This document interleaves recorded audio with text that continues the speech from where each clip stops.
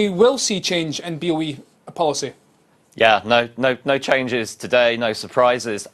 We are not convinced that we are going to see the MPC supply any further QE.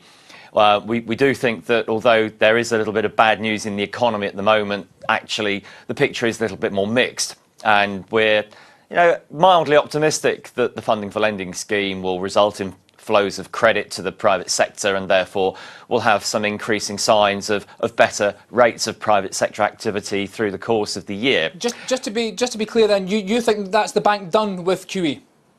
Well, on balance, yes. I mean, clearly, if we have an adverse shock to the economy, then one way of trying to push some stimulus through to the economy would be by undertaking further QE. But on a central case basis, that yes, we do think that the bank is probably done on QE, bearing in mind also that we think that inflation is likely to rise probably about above 3% over the course of the middle of this year, which is a further disincentive.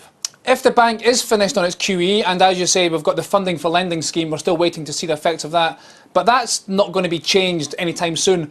If the economy does deteriorate, what options are left to the bank?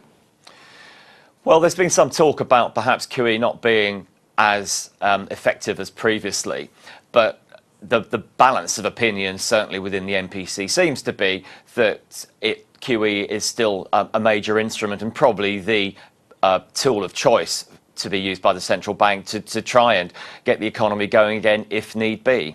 Other than that, obviously we do have the funding for lending scheme, and there are other government schemes. Perhaps the Bank for Business is one way that credit flows could be pushed through to the private sector as well.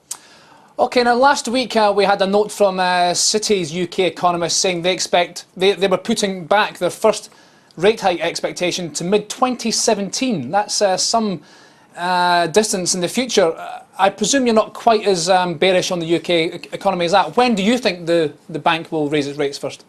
Well, that's right. I think if you're waiting until 2017 for the first rate hike, implicitly you're pricing in a very, very soggy 3 or 4 years for the UK economy.